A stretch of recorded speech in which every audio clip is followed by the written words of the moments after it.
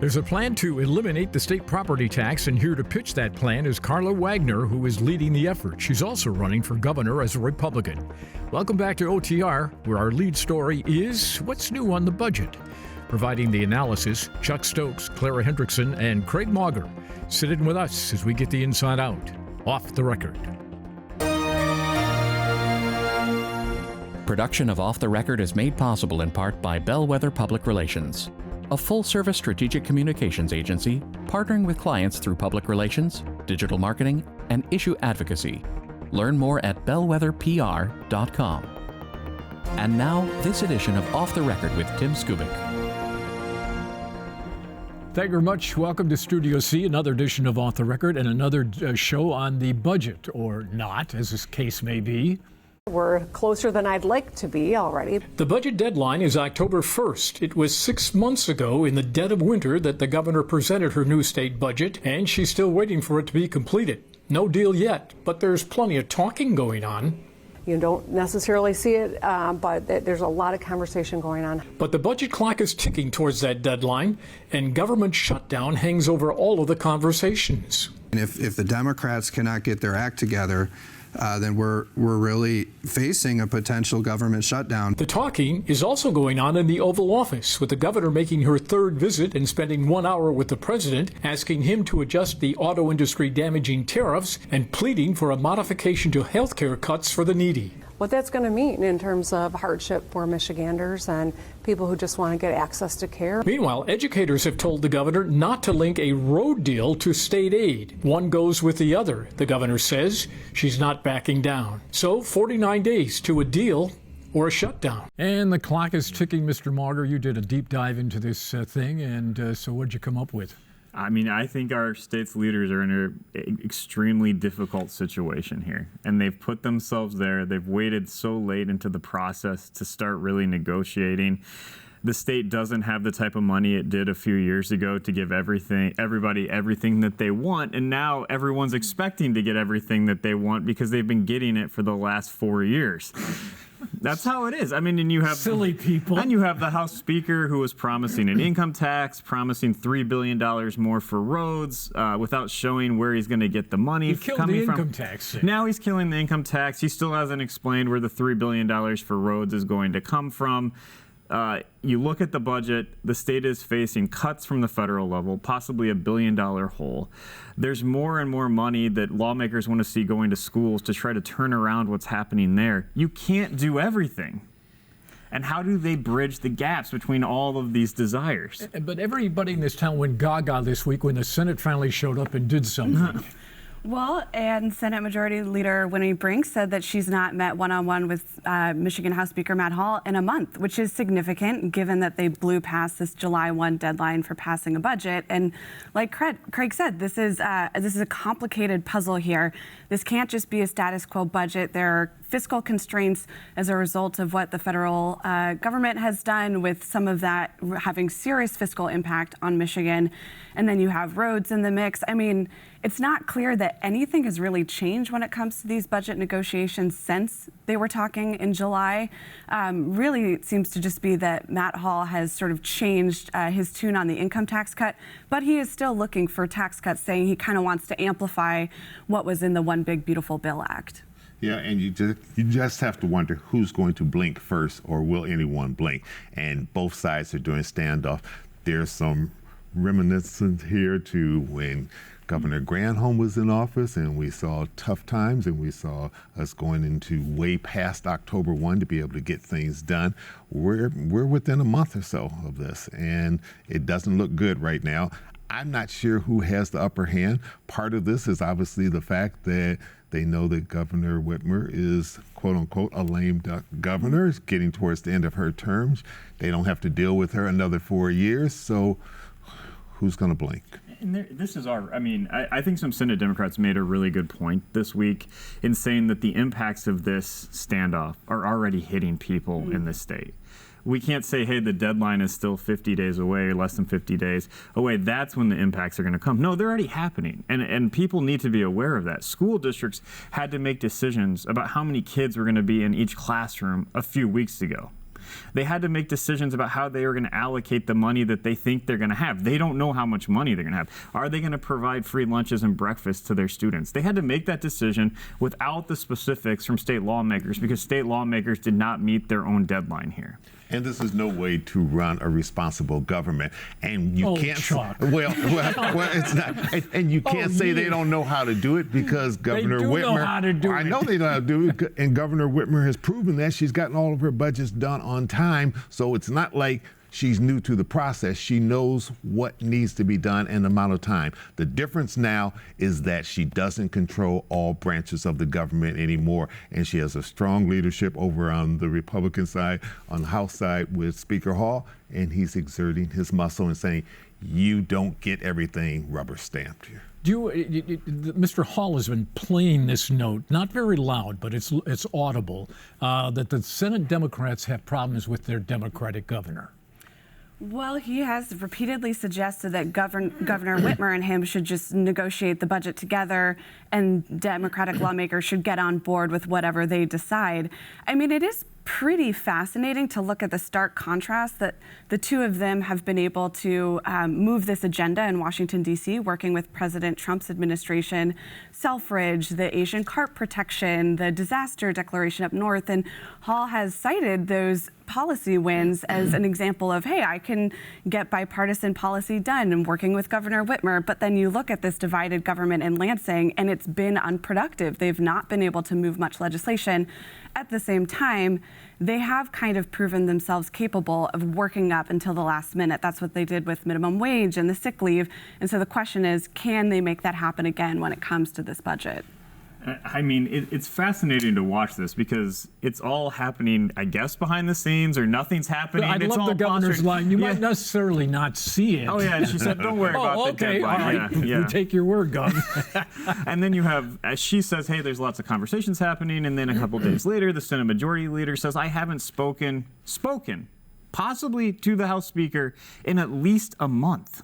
And he keeps saying that you guys keep writing the story. We're not talking, but we are talking. Well, like he often says, he's not answering the question. He just says, we're meeting more than you think. Yes. Okay, what does that mean? That's not an answer to the question. Well, when he brings the Senate Democratic leader did address this issue in the news conference, basically said that all governors of the same party and the same party in the Senate have difficulties along the way. There's nothing news there, nothing to look at. I mean, that's Rick Snyder and Arlen Meekoff. They were not always the best. And Randy Richardville. Exactly. So that's not unusual. And this idea that, if you just cut out one of the three legs of this stool, we can get this deal done. That's not how it works. Yeah, Mr. Hall wants to go to a unicameral legislature just for the sake of the budget. And that's one other point on this. That's illegal, by the way. One other point on this that I want to make, and I think this hasn't got the attention that other things have. The House Republicans are setting up a budget right now from what they have put out there. They're moving more than $1 billion from school aid, money that would essentially normally go to K-12 schools.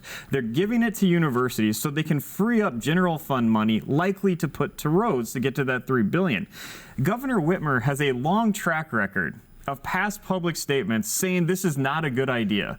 So that's the other thing. Where does all she the way stand? back to Rick Snyder. Remember, Exactly. Mr. Snyder started this. Yes, and she was on the Senate floor. There's a video of this. We've linked to it recently where she is just bashing this flow of money from school aid to kind of shuffle to get dollars available for roads. So what is the relationship between all three of these people right now? We have no idea. And you got to wonder how much pressure are they getting from outside? Are they getting from the education community? Are they getting from people and organizations and businesses heavily invested in road construction? There are multiple jobs that are tied to these two industries, and we're getting warnings now that if things come to a standstill, we're going to get a whole lot of people laid off. Well, the education lobby had a good gig a couple of weeks ago where they said concrete over kids, roads over kids, which I thought was a good line. Mm-hmm. They did not mention in that news conference the person who's most strongly supporting that is who? Governor Whitmer and Matt Hall. It's how she got into office almost 8 years ago. Yeah, exactly. So we'll see. I think in the end they do come up with something. Okay, I think this is just a dance that's going on, and the bad news is the band's off key. Okay? How much do you think they get for roads, Tim? I'm curious. How much money do you think they ultimately get for roads out of this? I think they reduced the number to $2 billion and go home. They don't have to do $3 billion. Yeah, the governor keeps saying we're not doing a budget without a roads. Exactly. But that doesn't mean $3 billion. Sure. It could mean much less than that. I was told 2 weeks ago that they're eventually going to lower the target and declare victory. Okay? We've seen that many times in this town. You know, if you can't reach the mountain, go halfway. and the people at home won't know the difference. It's probably true. Unless we tell them, and of course, nobody pays attention to us anymore anyway. All right, let's talk about Matt Hall. Near the end of the program last week, I asked a very simple question. Do you support eliminating the property tax? He said, no, I don't. And by the way, I'm going to propose after we're done with the budget, in my words, assuming there is one, okay, and he wants to revisit Headley. He wants to revisit Proposal A and do property tax relief. Chuck, you've been around long enough to know that puppy took 30 years to be resolved in a legislature of seasoned veterans trying to get it done. Your take on this? During the time when they didn't have term limitation either. Exactly. And leaders of respective committees had a tremendous amount of power. You're right, it took a long time to get that done. If Dick Headley were here today, he would tell you how long it took to get done.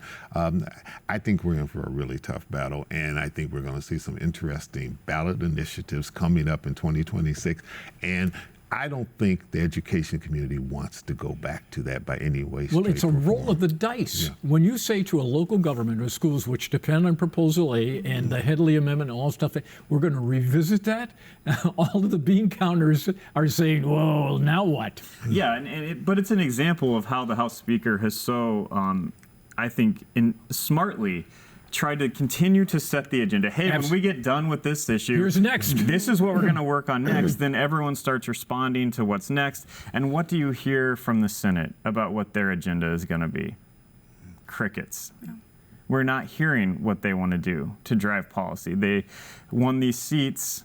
They control a chamber. What is it that they want to accomplish after they do the budget? They have not said. The interesting wrinkle in this story, besides doing that, is that if there are two competing property tax issues on the ballot at the same time, our guest we're going to talk to wants to get rid of it altogether. That's right. And then he's got this hybrid thing. What do the people do?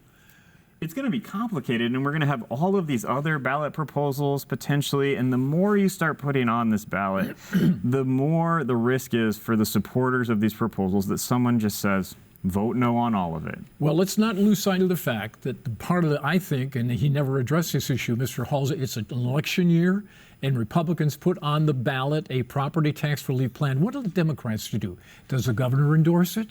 Do the Democrats say this is a political ploy? Vote no on giving yourself money back, Clara? It's not clear. I mean, I think so much of it depends on what else is going to be on the ballot. But I mean, at this point, something so complicated and that has sort of been in place for so long, there are vested interests.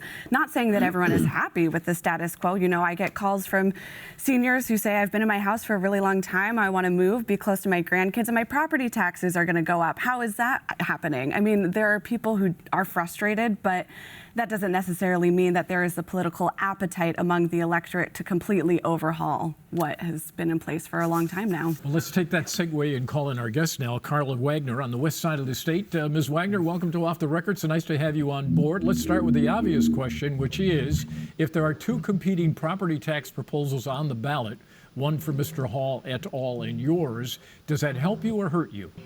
I don't know. To be honest with you, I haven't really looked into his to see what it has, how it differs from ours. So, well, it's not complete elimination of the property tax. Let's start there and work backwards. Well, yep. All I can say is that for the last 4 years, I've been crisscrossing the state of Michigan. I've got 40,000 more miles on my truck, listening to what the people have to say, and everyone is telling me that total elimination of property taxes is the need. So I'm not sure who Mr. Hall is talking to, or if he's just looking at the numbers from the Lansing side of it. I'm looking at it from the side of the people paying the property taxes. Just a real quick question. How do you pay and replace the revenue that you would take away? You have said publicly that there's enough money in the state budget, but that is one-time money. And after the first year, if you used it up, then how do you pay for it? Well, in a nutshell, 6 years ago in 2019, I think our state was spending $58.5 billion, and now we're over $83 billion. And we haven't even fixed the roads yet. Where I want to answer on where all that money has gone. Where has that money gone? And why is it that the property taxpayers are carrying the burden of making up that extra amount of money? So there's multiple ways, and it's a little bit like what they're doing in Lansing. The House Republicans are writing a new budget. And what they're doing is they're moving monies from one bucket to another to fill a bucket, take money from here and put it there. Basically exactly the same thing that we're trying to do with the Axe My Tax proposal. It's not that we don't want to pay for some services, especially the essential services. We just don't want to pay them at the risk of losing our property.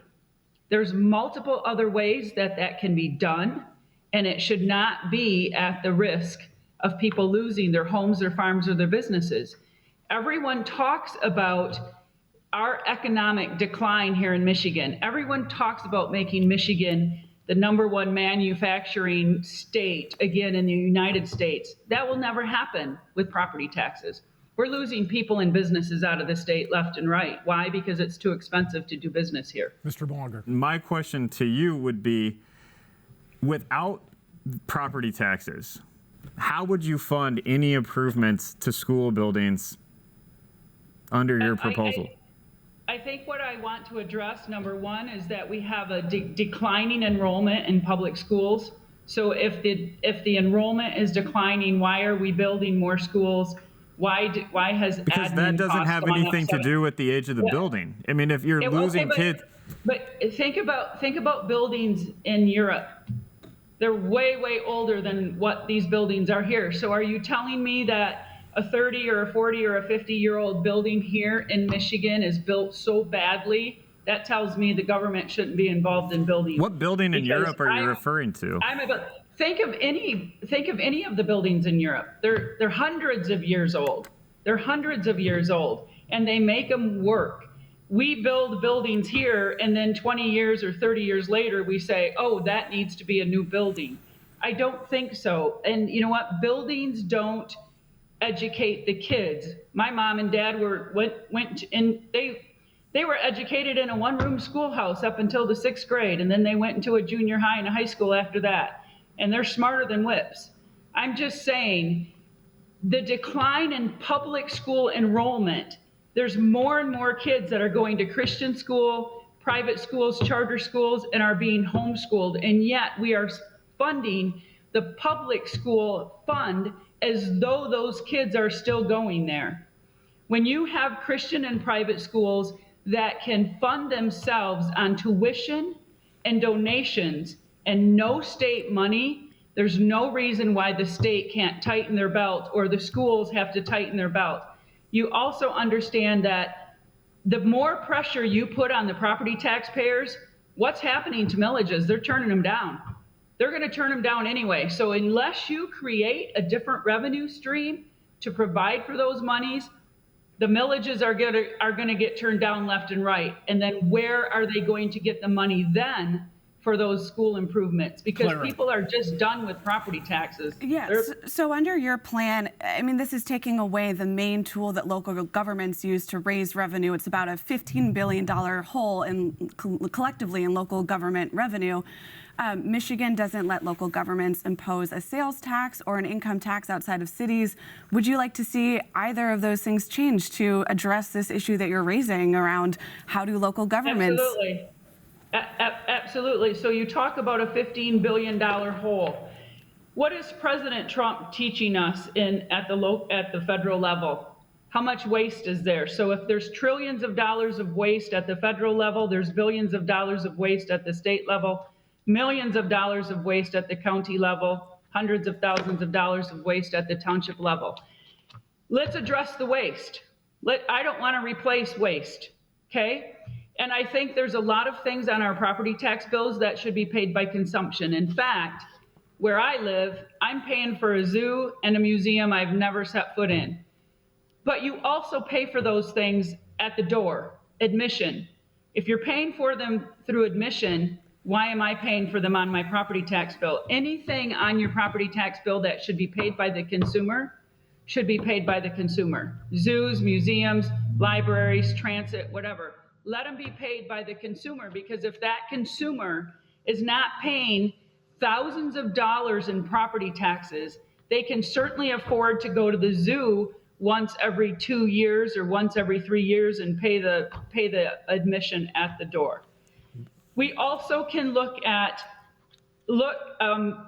we are providing funding with our petition. It funds the essential services, which is what the government is supposed to provide us: police, fire, emergency services, road commission, elections, those types of things that are tied to life, liberty, pursuit of happiness.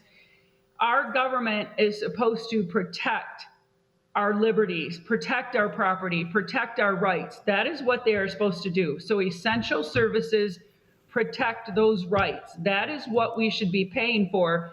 We just don't want to pay for them at the expense of losing our property. And we also don't want to lose our property because people in Lansing don't know how to budget or spend money wisely. We've all seen it. There's so much waste in Lansing, it's ridiculous. Ms. Wagner, let me take you back a little bit. June 2023, I interviewed you and I asked the question, can you hear me? I asked the question, I said, are you running for political office? You said, quote, I am not. I said, are you using this, your campaign for the ballot proposal, to raise your name recognition to run for political office? You said no.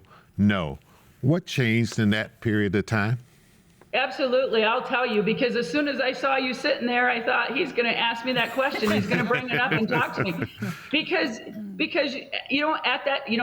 things change, right? Times have changed, things have changed, and I was very politically naive at that time when I had that conversation with you. And in the meantime, since then, what I have realized through multiple conversations with people in Lansing, I have state reps and senators that are 110% behind Axe My Tax. In fact, they're telling me, you have to do it, Karla. You have to do it through the citizens, because we cannot do it. There are legislators, there's a House rep and a senator that are trying to write property tax relief or reform bills, and they cannot get enough support from their own party to help. And they keep pushing me, you have to do it, you have to do it. The more I have those conversations, the more I see what is going on. That is I had no inclination, no desire to run for a political office. But when I listen to the people in the state of Michigan, like I said, all of those presentations, I get emails, I get texts, I get phone calls every day from people who are afraid of losing their property, their businesses. I'm in business myself. I have multiple connections with a lot of different arenas, industrial arenas, that kind of thing. People are hurting so badly and they feel like they have no voice. And for some reason, I have become that voice because I started this Citizens Initiative petition. They're looking at me to help them. How do I, after all of the support that they have given me? And when I look at Lansing, when I look at the current administration, when I look at the other candidates that are running right now for office, property tax elimination is not on anyone's agenda. It's not anyone's passion but mine, because I live it every day out here in the real world where we live, where the property taxpayers pay. This is where we live. And we are electing and we are paying the salaries of those people, and they have stopped listening to us. They refuse to listen. Ms. Wagner, I want to make sure that I understood what you said to Clara's question. Did you say you would support a sales tax increase or income tax increase? No. Number one, why would we want to increase sales tax? Let's stop the exemption of things. We always write bills and then we write 200 exceptions or exemptions to that bill. Instead of increasing sales tax, maybe let's stop exempting things first and see where that gets us. Income tax, state income tax. We have multiple candidates that want to run on income tax elimination. And then we have people that are worried about the counties losing local control. Here's my suggestion. If we're going to lower the state income tax to 1.25%, allow the counties to charge up to 2% income tax for their county. We have multiple cities that already charge a 1% income tax. You're still at 4.25%. Services are paid. Counties get their money. They don't have to worry about losing control. It can all be done. People just need to sit down and actually address it. But unfortunately, I think there's a lot of people in Lansing that don't, maybe not have an accounting background, maybe not a fiduciary background, maybe don't understand budgets and how these things have to work together. Ms. That's Wagner. Sure. Very quickly, if you get this ballot proposal voted on and approved by the people, we would be the first state to totally eliminate property tax. Has it ever occurred to you that maybe that's the fact that it hasn't been done anywhere else is because it's not a great idea? Well, I see multiple states are working on it. You know, just Governor DeSantis is looking at property tax elimination of some sort. I think, and I'm not, because I'm not sure if he's talking about the state portion of property tax or if he's talking about the whole state's property tax. We've seen governors in multiple states have done reform. They've already done reform of their property taxes. You know, every state they collect property taxes differently, and they use their property taxes in different methods, right? Wagner, I have to jump in. Can you stay for some overtime and continue the conversation? Can you do that? All right, great. Okay, let's go to closed credits and come back. Go to WKAR.org for more of our conversation right after this. Production of Off the Record is made possible in part by Bellwether Public Relations, a full-service strategic communications agency partnering with clients through public relations, digital marketing, and issue advocacy. Learn more at bellwetherpr.com. For more Off the Record, visit WKAR.org. Michigan public television stations have contributed to the production costs of Off the Record.